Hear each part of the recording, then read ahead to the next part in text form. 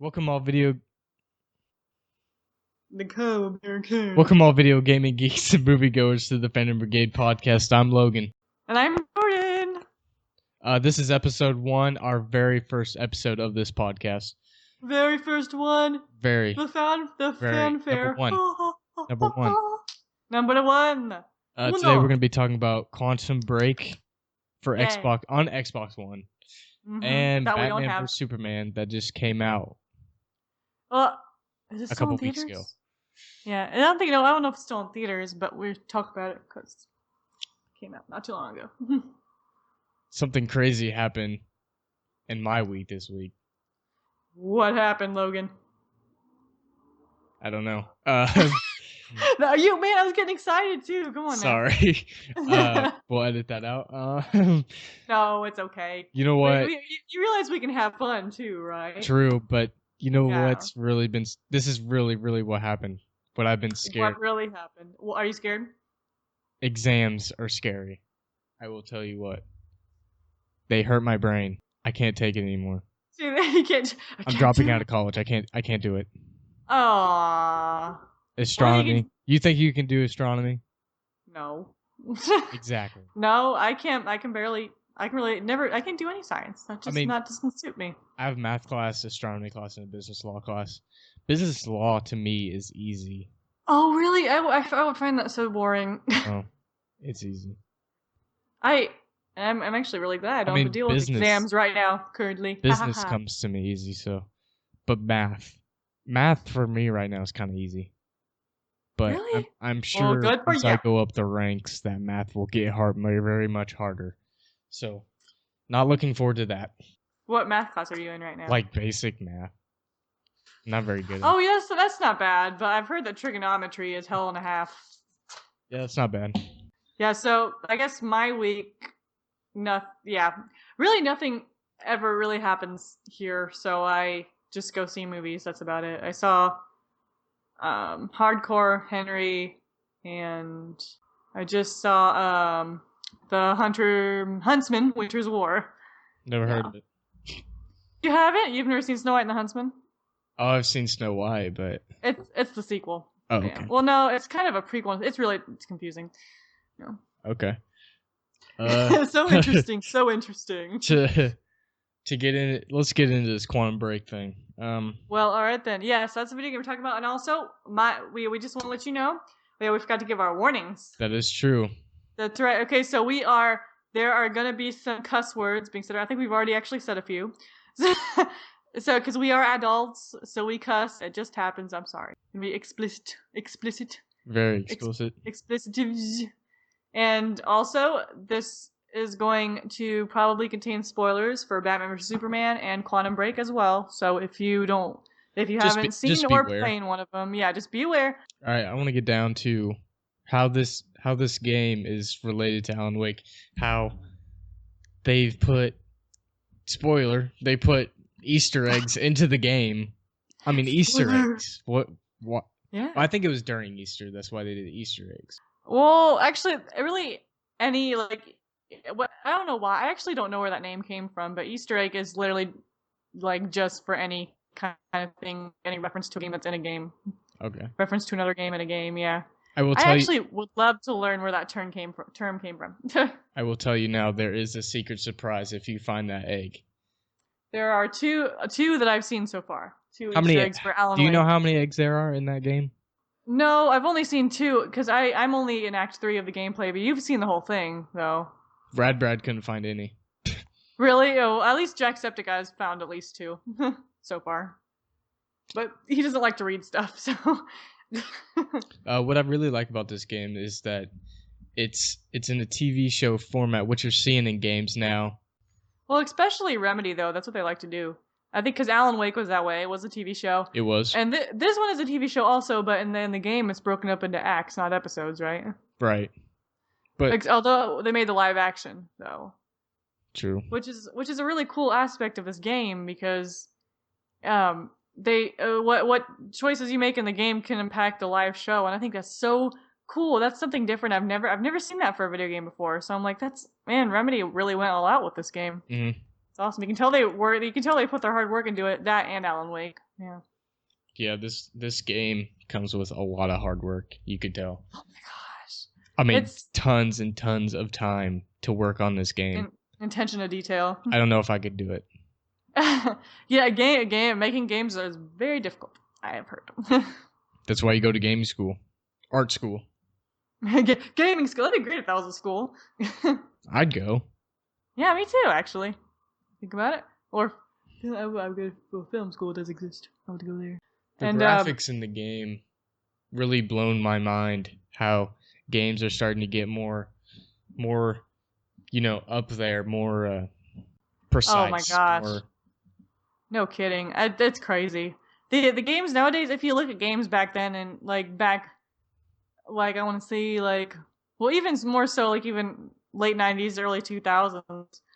If you compare those games to now, oh my gosh. To Atari, Galaga, and all those games. Well, that was those were kind of... Those are 80s. 80s. I think 90, like when Tomb Raider first came out, like the old PS1 games. Wasn't Tomb Raider in block form at one point? Blocks. It was literally blocks. That is weird. It was literally like her head, and then for her boobs, it was 2 blocks. It was weird. That's hot. And then the cleavage didn't actually come until the PS2 games. It was freeform. Then guys could be like, "Ooh, hey, it's Lara Croft." That's what we like. Oh my gosh. What we like to also do on this show is give out our rating for every video game movie we talk about. For this game, I'd give it 10 out of 10. There's no doubt. 10 out of 10. Yeah. Well, I actually can't really... I think I'll go on your rating because you've seen the whole game. I haven't seen the whole game yet. We'd like to play it, but we don't have an Xbox One. The ending is amazing. There's a little bit of twist. Oh, man. Yeah, see, I don't know if I want to finish it, though, because I want to feel like I want to get an Xbox One first and then play it. But that's going to be a long time before that happens. I may just watch the whole thing. Oh, man, we forgot to talk about how in this game you make decisions and you pick which one.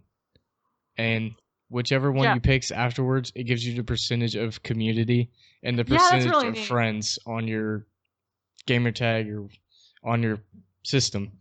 That's kind of what Life is Strange did too. At the end of every episode, they would all the decisions, they would total up the percentages of all the players before. Although they wouldn't be players on your friends list or anything, but they'd be other players. Yeah, that they always think that's really neat when they do that because you're like, oh, I wonder what the majority is, and then if you made the minority decision, you're like, oh, okay, well, I wonder why people chose that. Also, before we wrap on Quantum Break, I just wanted to talk about, because I myself am a huge Alan Wake fan, and you've seen me play it. Yes, before. This is very true. Yeah, and I obsessed over my friend obsessed with it, and we both have the book. We just love it. And, there's a book? Yeah, there's a book. I actually I haven't read it yet because I'm a true fan, but I think Melissa's read it. My friend Melissa, sorry, and she's read it, and she said it's really good, so I need to read it. But yeah, there's a book she got an extra copy for me, or actually she might have given me her copy. But yeah, there's a book, and we're both huge fans of the game, and we're both waiting for a sequel. And they said for the longest time that they would wait to finish Quantum Break before they would even consider Alan Wake 2. And now the Quantum Break's done, people are like, well, where's the sequel? And we're it just was so good that there needs to be a sequel. I know, yeah. And I honestly, I would love a sequel too, but honestly, I kind of also want to soak in Quantum Break too. The game looks amazing, and I would love to play it. So yeah, and I just love how it ties in to Alan Wake, has its own little tie-ins, and I think Remedy, from what I've seen of Quantum Break so far, I think Remedy's done a great job with it, and I think once I watch the whole thing, if I do end up watching the whole thing, I'll give it a proper rating. So yeah. Now with movies, Batman vs Superman. Yes. The internet blows up about this movie. Yeah. Badly. About bad things. Yeah. Now to listen to those reviews or not, I say no. And yes. More so yes, because I do think it seems like a bad movie. I don't know. It wasn't that it was terrible. It just wasn't as good as it potentially could have been. it just there's so many elements that could have been done better. I was kind of disappointed, I'll be honest. You think this director could have done better? Yeah, and me myself, I'm also a huge fan of Zack Snyder. I like Zack Snyder's work, and he did 300, which I haven't seen. That But was a good I think movie. you've seen, yeah, and you like that. So I had to watch that. But he also did an animated movie about owls, which was a terrible description. But it's a visual marvel, pretty much, and that's actually what he's known for is visual. He's very good at visual effects. And that anime movie, I think it was Guardians of Gahul. I think I saw it a long time ago. I need to watch it again, but it was really good, from what I remember. And then he came out in 2011 with Sucker Punch, which wasn't well received by critics really at all. And I actually loved that movie, and it's one of my favorite movies of 2011. And I think he was doing really good there for a while, but then he did Man of Steel in 2013, and I think that since then he's kind of been moving not in a very good direction, because Man of Steel, let's just be honest, could have been better as well. I like that movie. Yeah, it was like too much of too much. Too much. But There is a lot of Scott, movies out there too much of too much. yeah, I know. But that was one I kind of noticed it, and actually Scott's our my stepdad and Logan's dad. He actually walked out in the middle of the movie. Yeah, I could see him doing that. yeah. He's just like fuck this, and just heads out. If if you take my dad to the movies, man, you're not going to be able to hear the movie because he's freaking snoring right next to you. Oh my gosh, he falls asleep. He always says, "No, I'm not tired." Yeah. And then I have to tap on the shoulder every freaking 3 seconds to get him to quiet down, just in case if everybody around him can't freaking hear the movie. Oh, this time it's not a cell phone. It's snoring. Please turn your snorer off. Turn your snorer off. Or either that or set an alarm or something, wake your ass up. I'm just like, how could you fall asleep? How? Although he sleeps, yeah, he's a sleeper. So. He is. Anytime. Naps. Old people, Naps all the time. Oh, old people. Oh, he's gonna appreciate. He's gonna watch watch this podcast. He's gonna listen to this podcast and he's gonna be like, "Excuse you." Oh well. In this movie, Batman had a upgraded suit, which is downright crazy to me. Watching previous Batman movies from Val Kilmer and Batman Begins, it's just not right. So you wish they would have kept with the leather suit then? Yes. It looks more presentable. You know what? And you're too, right. that's and what we're used to. Exactly. Yeah, and I guess I kind of understand. Maybe they were trying to put like a fresh spin on it. I guess, but the metal suit, you're right, is not very low profile, is it? It's very flashy. Very, very flashy. And it's neat because it's high tech, and Batman's known for his high tech toys and all that. But right. But I honestly think they might have gotten inspiration from the upgraded suit that you can get in the Arkham Knight video games. Because it looks exactly like that. And when you're playing Arkham Knight and you go into detective mode, his eyes do this little glitching thing, like a computer almost. Yes. And it's same thing does that, so he can see in the dark and use detective mode in the movie. So I think they had to have gotten inspiration from that game. Had to. But it's it's like, so I think for the movie, especially with the kind of dark atmosphere that Zack Snyder kind of creates, I think the leather suit would have worked a lot better because it would have made, I guess, Batman more of the dark and brooding guy he is. So. Also on the reviews, I heard that the story's messed up, that you can't really follow it. That no, you cannot. It is 50 Shades of all messed up. 50 Shades. Way to bring that in. That thing. Oh man, no, let's not compare. No, let's just not. Nope. We don't even talk about that. Just stop. Yeah, I know. But it's really hard to follow. There are so many big actors, big characters in the movie, and any problem with big powerhouse characters, you cannot fit everything. You can't fit everything equally. You can't do balance everyone. Either they would focus too much on Batman, they focus too much on Superman. You just can't. It's hard to balance it out. And even if you can, that's good. But this movie didn't. And also, massive spoilers. And you're okay with me spoiling, right? Go ahead. Okay. Well, they made it seem like Superman died in the end, and Yeah. I'm just sitting there going like, "Are you kidding? That is just He's not. terrible. That He's kind not of gonna ruins the freaking movies. die." Exactly. I mean, they did that literally on purpose just to make us to tug at our heartstrings. Just like, And yeah, I know it's like a shocking moment, and I'm just like, that wasn't shocking at all. He's not gonna die. He's freaking Superman. He's from another planet. Come on. And he's also a major character. They're not gonna kill Superman off. They're not gonna have. They're not gonna have the cojones to kill Superman off. Come on now. So yeah, I thought that was a shoehorned moment in just to get an emotional response, which didn't work for me at least. and So to get you more worked up that Batman yeah. kills in this movie. Oh my gosh, I was so upset about that. That's because that's Batman's one rule. He never kills anybody because his parents died when he was young. He ever since then he refuses to kill people. Right. That was his thing. And in this movie they have him like stabbing people. I'm like, the hell's this? It's horrible. It just kind of ruins gosh. Exactly. I think that right there ruins the whole movie. yeah. I think they just literally threw that in there for action's sake, which makes me mad. So So I guess you haven't seen it, right? No. So But I'm gonna give it a 3 out of 10 because I saw in the commercial that Wonder Woman's in it. 3 out of 10. Because Wonder Woman's in it. Now Wonder Woman was awesome. She was a badass. Oh, and also, I know a lot of people complain about Jesse Eisenberg's performance as Lex Luthor, and he actually was one of my favorite parts of the movie because I loved his performance. Because he was comedic and goofy, of course, but which is kind of what Lex Luthor is. But he's also menacing enough to be Lex Luthor.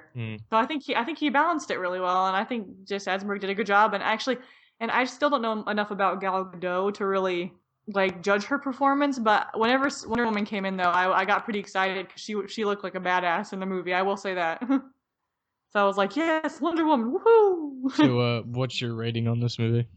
Well, I guess this review made me sound like I hated it, but I kind of liked it, but it could have been better. I think I'm gonna I'm gonna be generous, give it a 6. I think 6 out of 10. I could respect that. Yeah. I also, what we like to do on this podcast is kind of dig up some old movies and video games that we like, and kind of share them with you, our reviews on them. Yeah. Got blast from the past. Blast from the past. I can't do sound effects. I'm sorry. We need to get a production value in here and get some sound effects. No, True that. I'm just kidding. Whiplash was one of them. Great movie. Yeah, this is a movie that we both agree on, that we both love. We both love.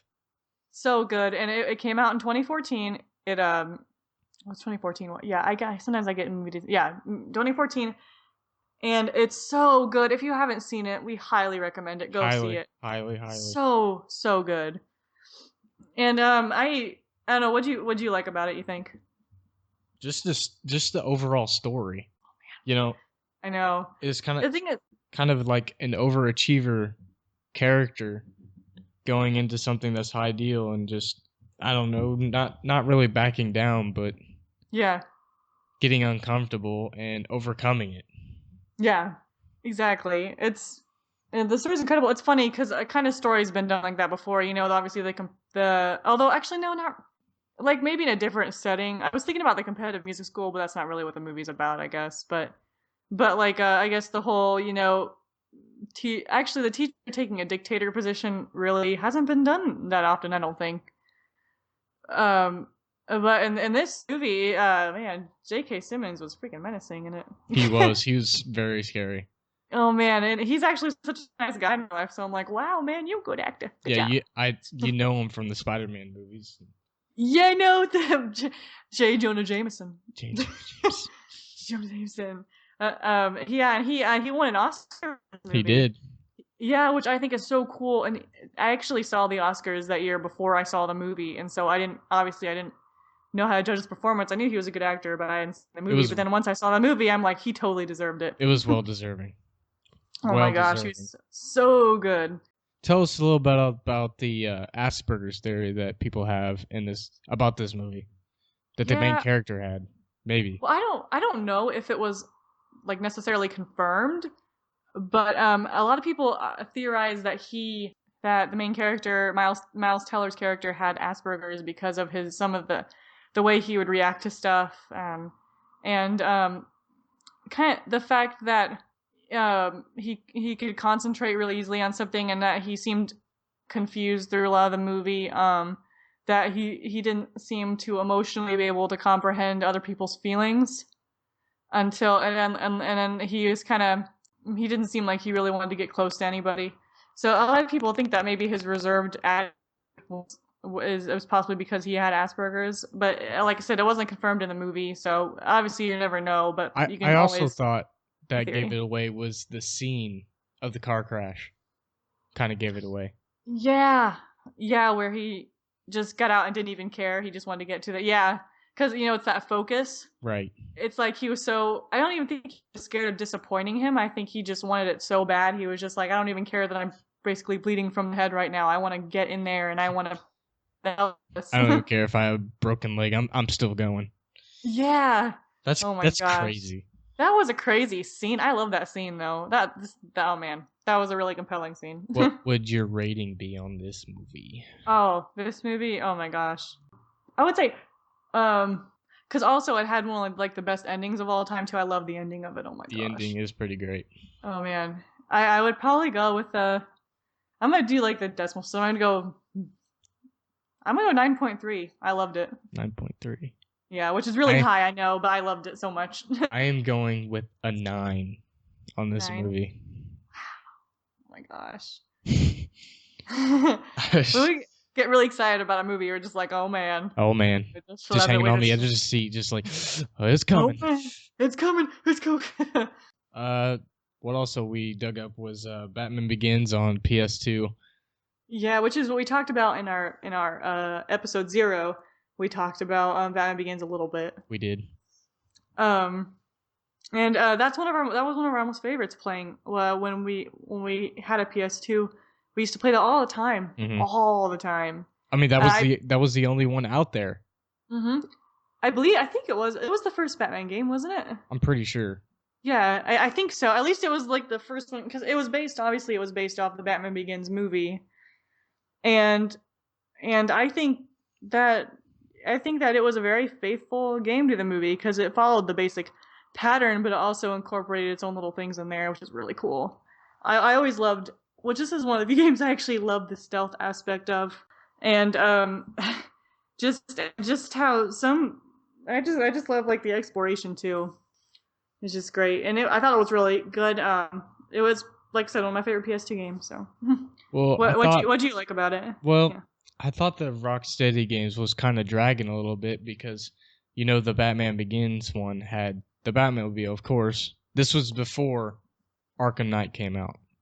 Yeah. And then all of a sudden Arkham Knight comes out, and the freaking Batmobile that made my day when that came out.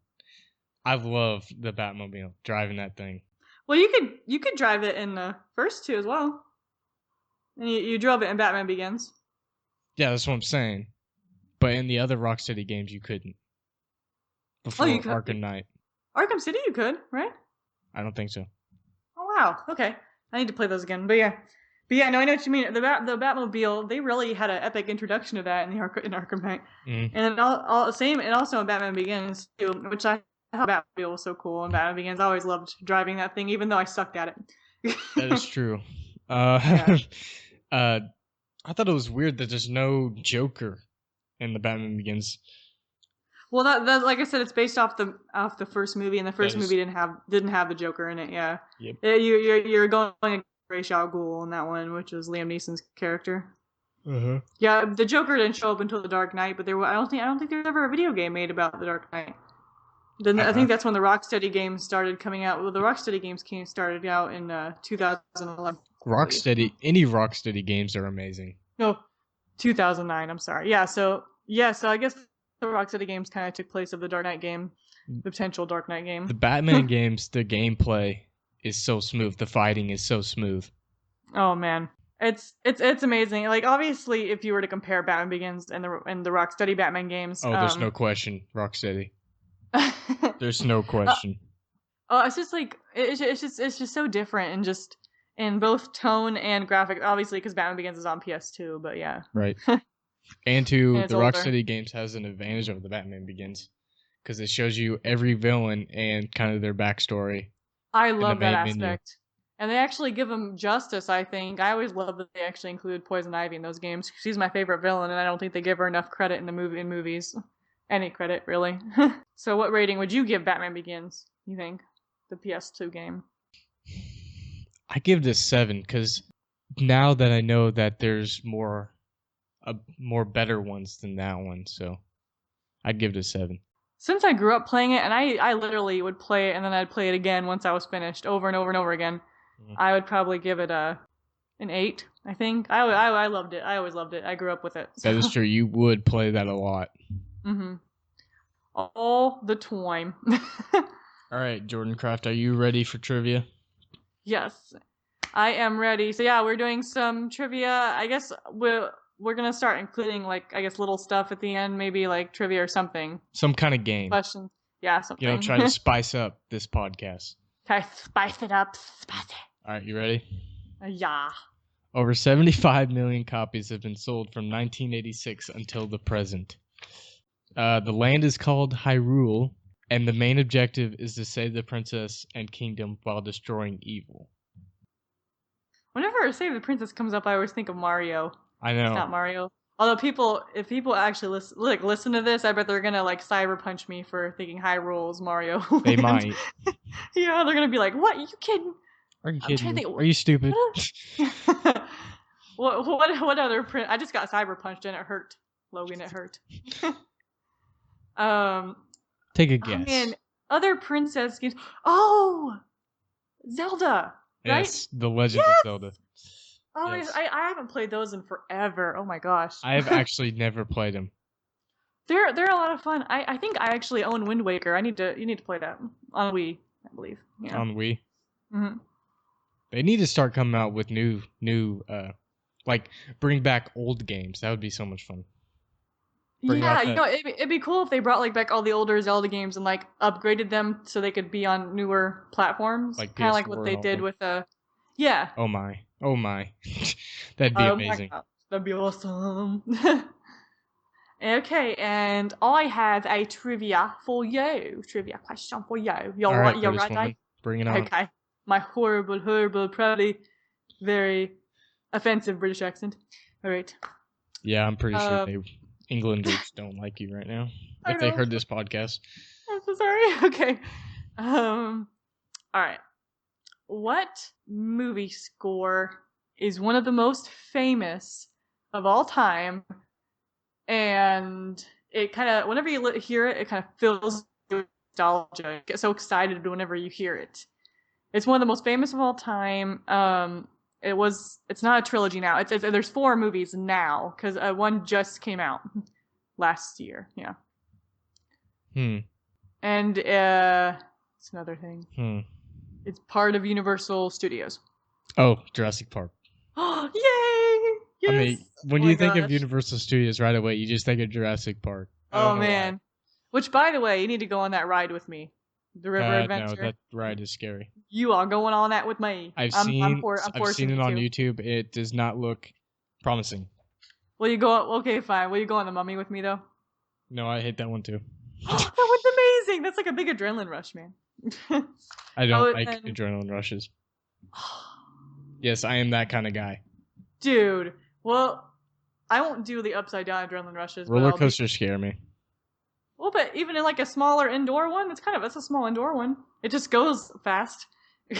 All right, maybe. Maybe. Okay. All right. Fair enough. You guys can check us out on YouTube. Okay. You can check us out on YouTube. Subscribe to our channel at the Fandom Brigade.